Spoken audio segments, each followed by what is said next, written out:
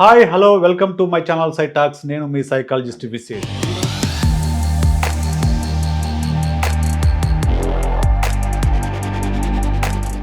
పుస్తకం books are windows to the world అంటారు. అంటే పుస్తకాలు చదివితే మనకు ప్రపంచం మొత్తం కూడా తెలుస్తుంది. ఎందుకంటే ప్రపంచంలో ఉండే అన్ని దేశాలని మనం చూడలేము, అన్ని కాలాల్లో మనం జీవించలేము. కాబట్టి భిన్న కాలాలు, భిన్న దేశాలు, భిన్న సంస్కృతి గురించి తెలుసుకోవాలంటే మనకున్న ఏకైక ఆధారం పుస్తకం. అలాగే జీవితం గురించి భిన్న పార్శ్వాలను తెలుసుకోవడానికి కూడా పుస్తకం మనకు ఉపయోగపడుతుంది. అలాంటి ఒక మంచి పుస్తకాన్ని ఈరోజు మీతో నేను పంచుకోవాలనుకుంటాను. అదే విరాట్. చాలా చిన్న పుస్తకం అండి, జస్ట్ 35 పేజెస్ నవలిక. ఇది కథ కాదు, నవల కాదు, నవలిక. ఈ నవలికని, విరాట్ అనే నవలికని స్టెఫాన్ స్వైక్ అనే రచయిత రాశారు. ఈయన ఆస్ట్రియాకు చెందిన రచయిత. ఇతను కవిగా, కథకుడిగా, వ్యాసకర్తగా, నాటక రచయితగా లబ్ధప్రతిష్ఠుడు. విరాట్ పుస్తకము 40 భాషల్లోకి అనువాదమై కొన్ని లక్షల కాపీలు అమ్ముడుపోయింది.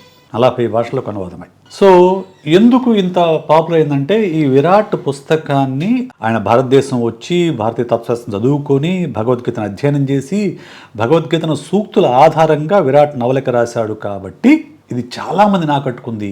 జీవితం యొక్క అర్థం, పరమార్థం తెలుసుకోవాలంటే ఈ పుస్తకం చదవాలని నేను చాలామందికి చెప్పాను, చాలామంది గిఫ్ట్గా ఇచ్చాను.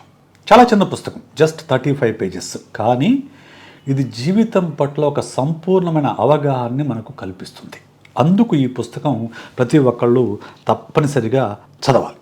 సో ఏంటి పుస్తకము, అసలు ఎక్కడ మొదలవుతుంది అంటే, ఎప్పుడైనా కానివ్వండి మనం ఒక పుస్తకాన్ని చదివేటప్పుడు ఆ పుస్తకం రచనా కాలము, ఏ కాలంలో రాశారు, ఏ కాలం గురించి రాశారు, రాసిన యొక్క రచయిత యొక్క బ్యాక్గ్రౌండ్ ఏంటి, సామాజిక, ఆర్థిక, సాంస్కృతిక నేపథ్యం ఏమిటనే విషయం తెలుసుకుంటే ఆ పుస్తకాన్ని కొంచెం ఎక్కువగా అర్థం చేసుకోవచ్చు. ఈ పుస్తకాన్ని స్టెఫాన్ స్వైక్ రాశారు.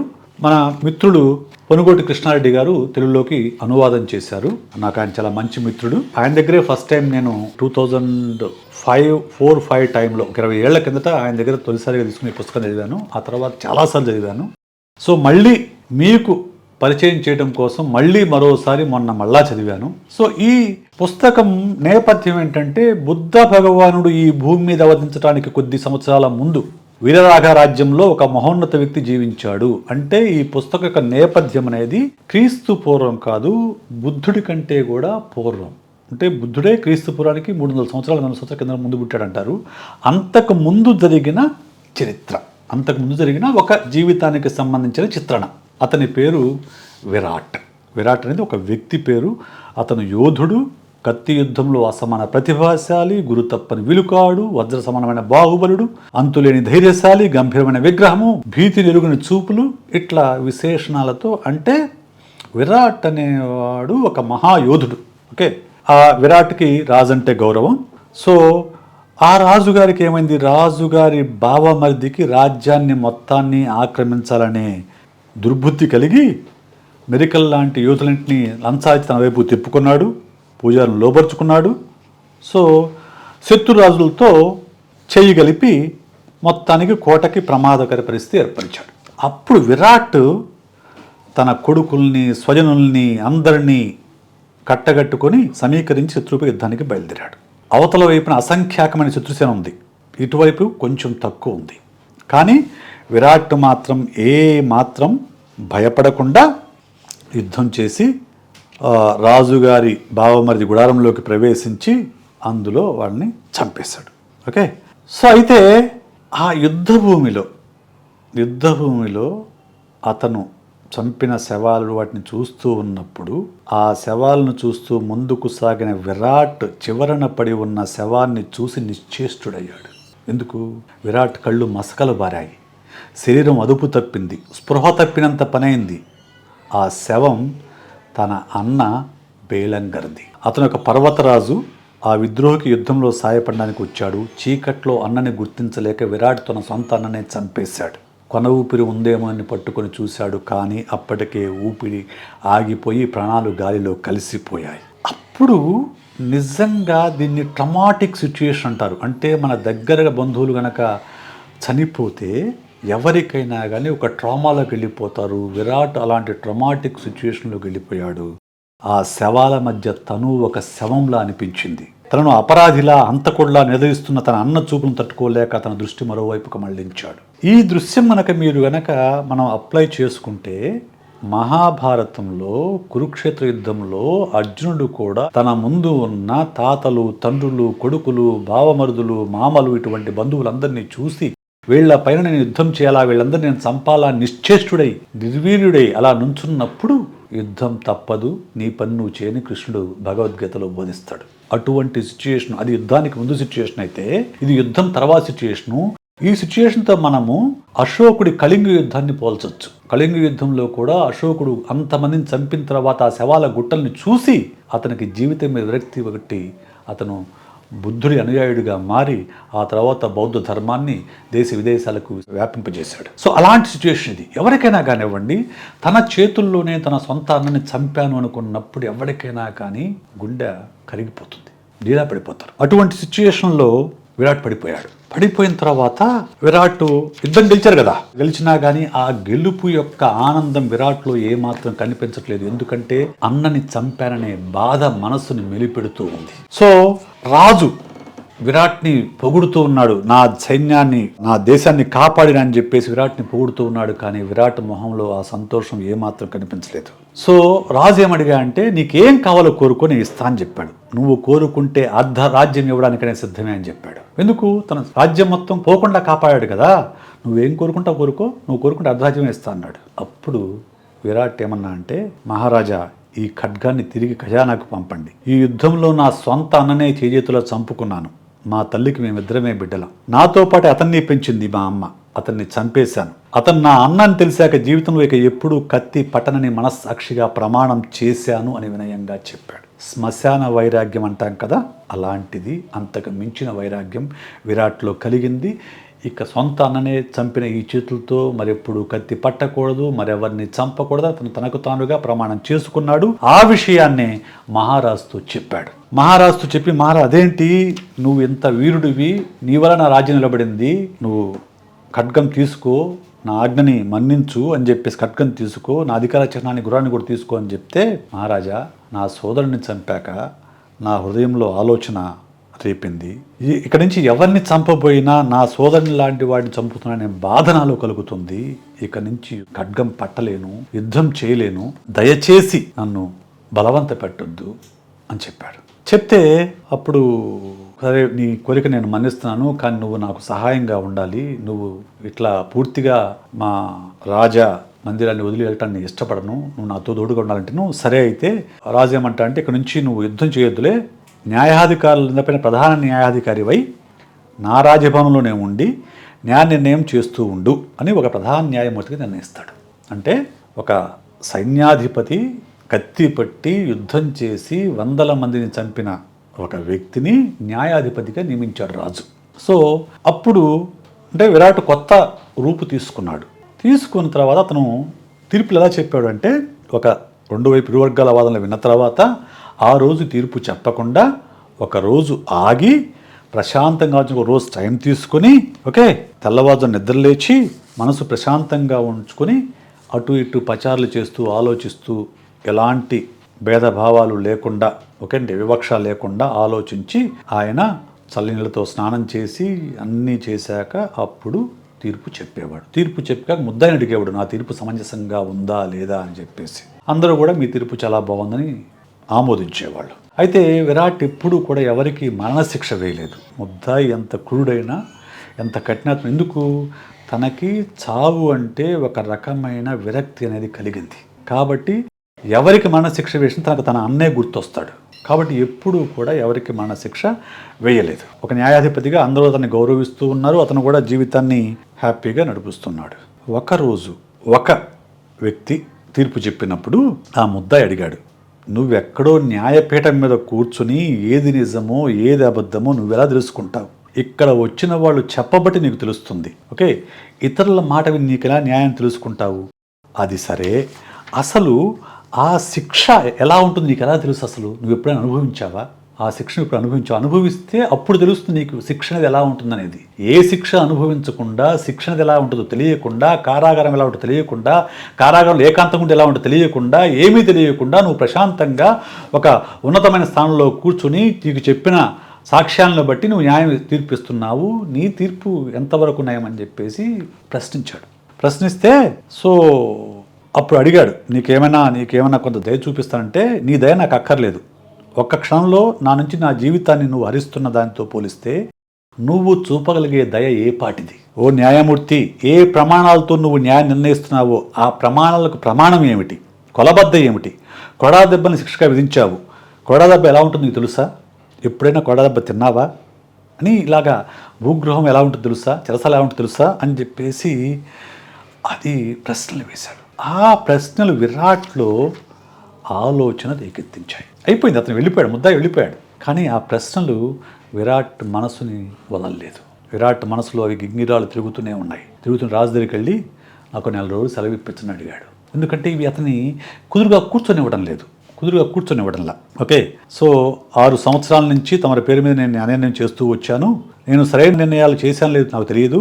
సత్య మార్గాన్ని అన్వేషించేందుకు వీలుగా ప్రశాంతంగా విశ్రాంతి తీసుకునేందుకు గాను నాకు 4 రోజులు సెలవు ఇప్పించండి అని చెప్పేసి సెలవు తీసుకున్నాడు. సెలవు తీసుకుని భార్యాబిడ్డలకు చెప్పాడు, నేను 4 రోజులు బయటకు వెళ్తున్నాను, ఎక్కడికి ఏమిటని ప్రశ్నించమాకండి, నేను వెళ్ళి కొంచెం అలా నా మనసు ప్రశాంతపరుచుకొని వస్తాను అని చెప్పేసి చెప్పాడు. ఎవరు ఎక్కడైనా అడగమాకండి అని చెప్పాడు. అడగమాకండి అని చెప్పి ఎక్కడికి వెళ్ళాడు విరాట్? అడవుల్లోకో లేకుంటే మునివనాల్లోకో ఇంకో దానిలోకి వెళ్ళలేదు. ఎక్కడికి వెళ్ళాడంటే కారాగారానికి వెళ్ళాడు. కారాగారానికి వెళ్ళి ఎవరైతే శిక్ష విధించాడో ఆ ఖైదీ దగ్గరికి వెళ్ళి, ఆ ఖైదీ గది భూమి అడుగున ఉంది, పైనుంచి పొడవైన తాటి చెట్టు కన్నా ఇంకా లోతున ఉంది ఆ గది. అక్కడికి వెళ్ళి గుర్తించావని అడిగాడు. నువ్వు నా జీవితాన్ని నిర్దేశించావు, నాశనం చేశావు, నిన్ను ఎట్లా మర్చిపోతాను అన్నాడు. నా పని నేను చేశాను అన్నాడు. సరే, ఇంతకీ ఏం కావాలి నీకు అని అడుగుతాడు. నా తీర్పు నిన్ను బాధ పెట్టింది, నువ్వు కొన్ని ప్రశ్నలు అడిగావు, ఆ ప్రశ్నలకి సమాధానం తెలుసుకోవాలనుకుంటున్నాను, కాబట్టి నేను ఒక పని చేస్తాను, నువ్వు అడిగాను, నీకు కారాగారం అంటే తెలుసా, నీకు శిక్ష అంటే తెలుసా, కొరడా దెబ్బ ఏమంటే తెలుసా, ఇవన్నీ నన్ను అడిగావు. అసలు కారాగార శిక్ష ఎలా ఉంటుందో నేను తెలుసుకోవాలనుకుంటున్నాను. ఓ పని చేద్దాము, ఈ ఒక 4 రోజుల పాటు నీకు బదులుగా నేను ఇక్కడ ఉంటాను. ఓకే, అప్పుడు నా తీర్పుల వల్ల ఎవరు ఎంత బాధపడారో నాకు అర్థమవుతుంది. ఓకే, అర్థం చేసుకోగలుగుతాను. ఆ తరువాత మళ్ళీ న్యాయపీఠం ఎక్కినప్పుడు నాకు ఈ బాధ అంతా గుర్తొస్తుంది, నా నిర్ణయంలో ఎంత బలం ఉందో నాకు అర్థమవుతుంది. కాబట్టి నువ్వు ఒక 4 రోజులు స్వేచ్ఛగా వెళ్ళు, నీకు తాళం చెవిస్తాను, బయటకు వెళ్ళు. 4 రోజుల తర్వాత వచ్చి నన్ను నా దుస్తులు తాళం చెవిస్తాను, ఆ తాళం చెవి చెరసాల అధికార ద్వారం చెంత వదిలి వెళ్ళు. 4 రోజుల తర్వాత నేను ఇచ్చిన ఉత్తరాన్ని మహారాజు గారికి ఇవ్వు, అప్పుడు నేను బంధవ్యక్తం అవుతాను అని చెప్తాడు. అని ఖైదీ దుస్తులు తీసుకుంటే ఖైదీ ఒప్పుకోడు. నేను పాపం చేశాను, నేను ఏదో తప్పు చేశాను కాబట్టి శిక్షణ, నా బదులు మీరు అనుభవించడం ఏంటి, వద్దు అని చెప్తే లేదులే వెళ్ళు, నేను పరీక్షించుకుంటాను, నేను తెలుసుకోవాలని చెప్తాడు. అక్కడ నుంచి వెళ్ళిపోతాడు ఖైదీ, బయటకు వెళ్తాడు. విరాట్ ఖైదీగా మారాడు. సైనికుడి నుంచి, న్యాయాధికారి నుంచి ఖైదీగా మారాడు. ఖైదీగా మారిన తర్వాత మరుసటి రోజు ఉదయం విరాట్కు 100 కొరడా దెబ్బలు కొట్టారు. 100 కొరడా దెబ్బలు. ఎవరూ గుర్తించలేదు, ఎందుకు తన వేషం మారిపోయింది కాబట్టి. 70వ కొరడా దెబ్బ ప్రవేశానికి స్పృహ తప్పి పడిపోయాడు. 100 దెబ్బలు ముగిశాక సచ్చిన జంతువుని ఈడ్చుకుపోయినట్టు విరాట్ అక్కడి నుంచి తీసుకెళ్లి గదిలో పడేశారు. 2 రోజుల తర్వాత తనకి నడిచే ఓపిక వచ్చింది. ఎవరూ లేరు చుట్టూ, గాఢాంధకారం.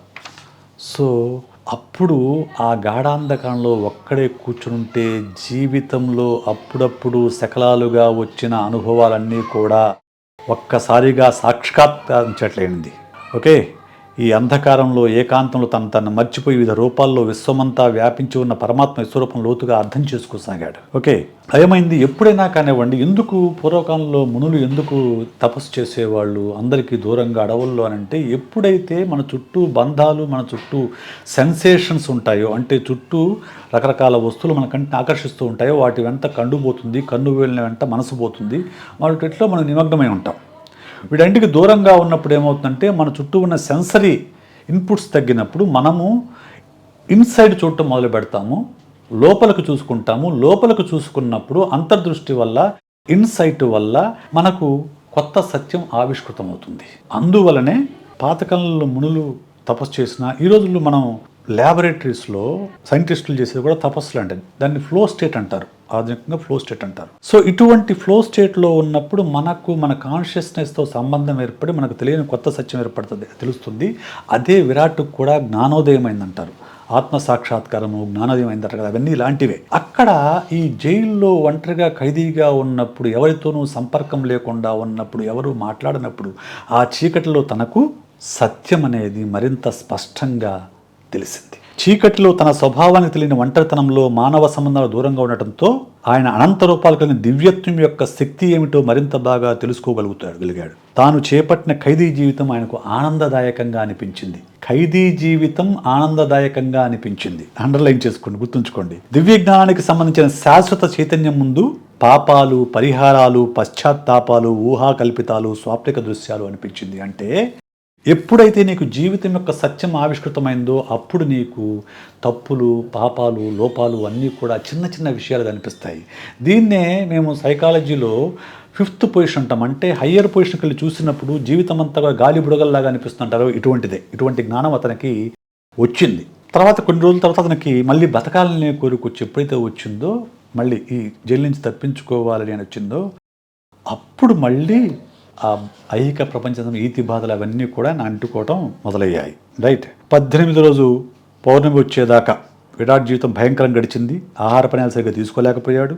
ఆయన దేహం ఉద్వేగంగా దహించుకుపోయింది. సో ఇలాగా పౌర్ణమి రోజున బయట నుంచి పెద్ద శబ్దాలు వినపడ్డాయి. మొత్తానికి నెల రోజుల తర్వాత ఆ ఖైదీ లెటర్ తీసుకెళ్ళి రాజుగారికి ఇస్తే రాజుగారు ఆశ్చర్యపోయి ఖైదులోకి వచ్చి విరాట్ని బయటకు వదిలాడు. బయటకు ఇదేంటి, మీరు ఇది పని చేయటం ఏంటి, ఇలాంటి పని చేయటం ఏంటి, ఈ జైల్లో ఉండటం ఏంటి, ఈ గొడవల దెబ్బలు తినటం ఏంటి, ఇది అన్యాయం కదా, మా వల్ల పొరపాటు జరిగిపోయింది, ఇక్కడైనా మీరు బయటకు వచ్చేసి నాకు చాలా సిగ్గుగా ఉంది వీళ్ళందరినీ ఖైదీలుగా ఉంచడం అనేది, వీళ్ళందరూ వదిలేసేయండి అని చెప్తాడు. చెప్పిన తర్వాత మళ్ళీ న్యాయాధికారి పదవి చేపట్టమని చెప్పేసి రాజు అడిగితే, నాకు అర్హత లేదు, ఒకళ్ళ గురించి న్యాయ నిర్ణయం చేసే అధికారం మరొక లేదని తెలుసుకున్న తర్వాత ఇక తీర్పులు చెప్పలేను, శిక్షించే అధికారం భగవంతుడిది, మనుషులది కాదు, విధి చేయాల్సిన పనిలో జోక్యం చేసుకునే వాళ్ళు ఎవరైనా నేరం చేస్తున్నట్లే, ఈ పాపాలకు దూరంగా నా జీవితం గడపాలనుకుంటున్నాను అంటే అతనికి ఈ పాపాలు, నేరాలు, ఘోరాలు వీటి గురించి ఒక అవేర్నెస్ వచ్చింది. ఒక అవేర్నెస్ వచ్చి ఇటు నుంచి దూరంగా వెళ్ళాలని కోరుకుంటున్నాను, నా ఇంట్లో ఉండిపోయేందుకు అనుమతించండి అని చెప్తాడు. అక్కడి నుంచి ఇంటికి వచ్చిన తర్వాత తను ఇంకా పుస్తకాలు చదువుకుంటూ, ధ్యానంలో ఉంటూ, తను పేద ప్రజలతో అప్పుడప్పుడు రాజుగారికి సలహాలు ఇచ్చుకుంటూ, పేద ప్రజలతో గడుపుకుంటూ తన జీవితాశాలని అట్లా గడుపుతూ ఉన్నాడు.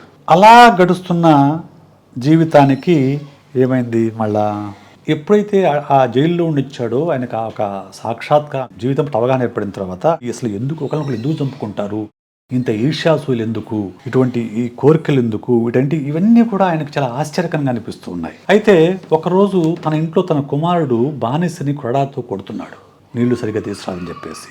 ఆ బానిస కళ్ళల్లోకి చూసినప్పుడు విరాట్కు తన అన్న కళ్ళు కనిపించాయి. ఆపాడు, కొడుకుని ఆపి కొరడా పట్టుకు ఎందుకు కొడుతున్నా అడిగాడు. బానిస కొయ్య బకెళ్ళతో నీళ్లు తీసుకురావాలి, కానీ ఇవాళ తీసుకురాలేకపోయాడు, అందువలన కొడుతున్నా అని చెప్పాడు. చెప్తే ఇంకా చాలే వదిలేసే అతన్ని అని చెప్తాడు.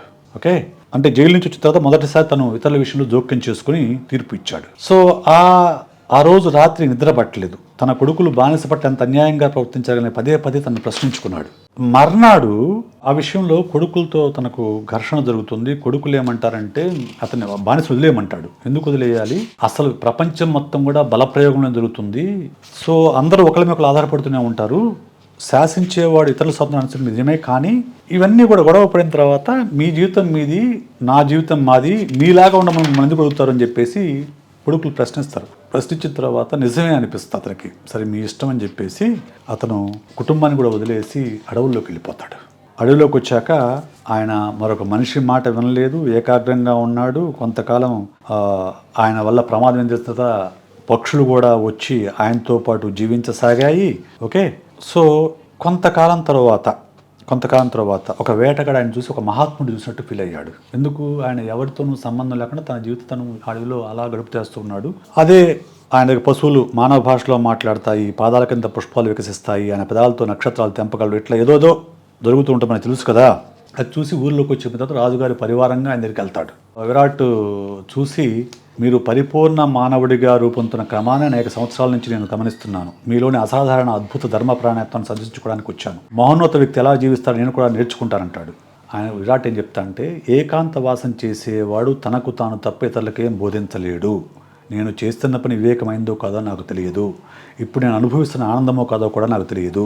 నేనేం సలహాలు ఇవ్వదలుచుకోలేదు. నేనేం బోధించలేను.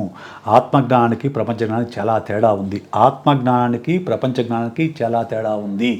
అర్థం చేసుకోండి. ఆత్మజ్ఞానం వేరు, ప్రపంచ జ్ఞానం వేరు. నీ గురించి నువ్వు తెలుసుకోవడం వేరు, ప్రపంచం గురించి తెలుసుకోవడం వేరు. ఓకే, ఈ రెండు మధ్య డిఫరెన్స్ అనేది, ఇల్లు లేని వాడికి ప్రపంచం అంతా తన ఇల్లే. జీవన బంధాలు తెంచుకున్న వాడికి నిజమైన జీవితం లభిస్తుంది. నిష్కపటికి అంతా శాంతే. ఈ భూమి మీద నా జీవితాన్ని పాపాలకు దూరంగా గడపాలనేది నా ఏకైక కోరిక అని చెప్తాడు. ఇట్లా విరాట్ పేరు మీద దేశం మొత్తం వ్యాపిస్తాయి. దాంతో చాలామంది తమ కుటుంబాన్ని వదిలేసి వచ్చి విరాట్తో జీవించడం రాసాగారు. అతని ఏకాంతవాసం భగ్నమైంది. ఓకే, విరాట్ అక్కడి నుంచి తిరిగి వేరే ప్రాంతానికి వెళ్ళిపోయాడు. విరాట్ తిరిగి వెళ్తూ ఉంటే ప్రతి స్త్రీలు ఆయనకు భక్తితో నమస్కరించారు. పురుషులు ఆయనకు ప్రణమిల్లి ఆయన ఆశీర్వాదం కోరుతూ ముద్దు పెట్టుకున్నారు. అయితే ఒక్క స్త్రీ ఆయన వైపు ద్వేషంగా చూడటం గమనించి ఆగాడు. నిప్పులు కొడుతుంటాయి ఆమె కళ్ళు. ఎందుకంటే ఆమె కళ్ళు చూస్తే తను హత్య చేసిన తన సోదరుని కళ్ళు గుర్తొచ్చాయి. ఆ కొండజాతి యువకుడు కళ్ళు గుర్తొచ్చాయి, జ్ఞాపకం వచ్చాయి. సో ఎందుకు, ఆమె ఎవరు, నేను ఎప్పుడూ చూడలేదు, ఆమెను ఎందుకు అలా ద్వేషంగా చూస్తుంది, ఆమెను ఎందుకు అలా కోపంగా చూస్తూనే ఆయన చాలా మదనపడ్డాడు. మదనపడి ఆమె దగ్గరికి వెళ్ళి అడిగాడు. అడిగితే ఆమె చెప్పింది, నేను ఎందుకు ఇలా చూసాంటే, ఏమని చేసావా, నా భర్తను నా నుంచి దూరం చేశావు, దానివల్ల నా జీవితము, నా పిల్లల జీవితం మొత్తం కూడా నాశనం అయిపోయింది. నిన్ను అందరూ ఏకాంత ఆవాస ధ్రువతారం అని చెప్పారు, కానీ నేను నిన్ను కీర్తించను అని చెప్పి తిట్టింది. ఏకాంతవాసానికి వచ్చాడు, కుటుంబం మొత్తం కూడా నాశనం అయిపోయిందని చెప్పేసి తిడుతుందన్నమాట. సో అప్పుడు నేను చేస్తుంది తప్ప ఒప్ప, నువ్వేం మహాత్ముడివి, నువ్వేమిడివి, కుటుంబాన్ని నాశనం చేసేవాడివి అని చెప్పి ఆయన నానా తిట్టిన తర్వాత చివరికి ఆయన, పాపాల నుంచి దూరంగా వెళ్ళాను, కానీ మన కాళ్ళు ఈ భూమిలోనే బంధింపబడి ఉన్నాయి, మన కర్మలన్నీ నిత్య నియమాలతో పెనవేసుకుని ఉన్నాయి, నేను అనేక అపరాధాలు చేశాను. దానికి అంటే అడవిలో ఉన్నంత మాత్రాన మనము కర్మకాండలకు దూరంగా ఉన్నట్లు కాదు అనే విషయాన్ని అర్థం చేసుకుంటాడు. అర్థం చేసుకున్న తర్వాత చివరిలో చెప్తాడు, భగవంతుడి దృష్టిలో ఎవరు ఎవరికన్నా అల్పులు కారు, అధికులు కారు. ఇతరులకు సేవ చేసేవాడు తర్కించక కోరికను అదుపులో ఉంచుకుంటే మాత్రమే తన బాధ్యత విముక్తుడు కాగలడు, పరమాత్మ అంకితం కాగలడు. కానీ కోరికలు ఉన్నవాడు జ్ఞానంతో వాటిని జయించాలనుకుని ఉంటాడు. దురాకర్షణలోనే పాపాల్లో పడిపోతాడు. మనుషుల దృష్టిలో ఒక సేవ కంటే కూడా గొప్పగా అనిపించవచ్చు, కానీ భగవంతుడి దృష్టిలో మాత్రం అన్నీ సేవలే అని రాజుతో చెప్పి అక్కడి నుంచి ఆయన కుక్కల చాయుడికి వెళ్ళిపోతాడు. అక్కడ కుక్కలతో పడకలిసి నిలుస్తూ ఉంటాడు. కొడుకులు వదిలేస్తారు, తన తండ్రిని చెప్పుకోరు. పూజారులు ఆయన పనికిమాలిన నిరసిస్తారు. కుక్కల సంరక్షకుడు చేరిన కొత్తల్లో ఆయన ఎలా ఉండేవాడంటే, న్యాయాధికారిగా ఎలా ఉన్నాడో కుక్కల సంరక్షకుడుగా అంతే ఉన్నాడు. సో అంటే ఎక్కడి నుంచి ఎక్కడికి వచ్చేది గమనిస్తే మొత్తం ఎందుకు చెప్తారంటే, చివరికి ఆయన చనిపోయాడు. చనిపోతే మహారాజుగా చనిపోయాడు. మరో కొత్త రాజు కూడా వచ్చారు. అతనికి విరాట్ ఎవరో తెలియదు, ఆయన గొప్పతనం తెలియదు. ఓకే, ఒకసారి రాజుగారు వెళ్తుంటే కుక్క మరినందుకు కోపంతో కుక్కల సంరక్షకుడైన విరాట్ని పిలిచి బెత్తంతో దెబ్బ కొట్టాడు. ఓకే, కొంతకాలానికి ఆయన మరణించినప్పుడు బానిసలను దహనం చేసే శ్మశానంలోనే అనాథ ప్రేతాలను దహనం చేసే వాళ్ళు ఆయన దహనం చేశారు. 4 ఉత్తమ గుణాలతో రాజ్యమంతా పేరుగాంచిన ఆయన అప్పటికంతా మర్చిపోయారు. ఆయన కొడుకులు ఎవరు దరిదాపులోకి రాలేదు. ఆయన కర్మకాండ జరిపిన పూజారులు ఎవరు రాలేదు. కుక్కలు మాత్రం 2 రోజులు తిండి తిప్పలు మానేసి రాత్రింబళ్ళు మురిగాయి. ఆ తరువాత కూడా యజమాన్ని మర్చిపోయాయి. ఆయన గురించి యోధుల చరిత్రలో కానీ మహాత్ముల గ్రంథాల్లో కానీ ఎక్కడా ఒక్క మాట రాయలేదు. అంటే ఏంటి అర్థము? సైన్యాధికారి నుంచి న్యాయాధికారిగా మారి, అక్కడి నుంచి ఖైదీగా మారి, ఖైదులో జీవితం గురించి తెలుసుకొని అక్కడి నుంచి బయటకు వచ్చి, ఓకే, సలహాదారుగా మారి, అక్కడి నుంచి అడవిలోకి వెళ్ళి మునిగా మారి, ఏకాంత ధ్రువతారగా మారి, అక్కడి నుంచి మళ్ళా ఆ మహిళ కోపాన్ని తెలుసుకొని అక్కడి నుంచి కుక్కల సంరక్షకుడుగా మారి చివరకు అనామకుడు చనిపోతాడు. జీవితం యొక్క అర్థం, పరమార్థం నీ గొప్పలు ఇవేవి కాదు, ఆనందంగా జీవించడం మాత్రమే అనే విషయాన్ని ఈ నవల స్పష్టంగా చెప్తుంది, ఈ నవలిక. కాబట్టి ఖచ్చితంగా ఈ నవల చదవండి. ఇది మీకు జీవితం పట్ల ఒక తాత్విక దృక్పథాన్ని ఏర్పరుస్తుంది, అలాగే ఎలా జీవించాలో మీకు నేర్పిస్తుంది. ఈ సమీక్ష మీకు నచ్చినట్లయితే లైక్ చేయండి, షేర్ చేయండి, సబ్స్క్రైబ్ చేయండి. అలాగే మీకు ఎలాంటి బుక్స్ మీరు సమీక్షించాలనుకున్నారో వాటిని నాకు కామెంట్ రూపంలో చెప్పండి. వీలైనప్పుడు నేను వాటిని సమీక్షించి మీకు చెప్తాను. Thank you very much.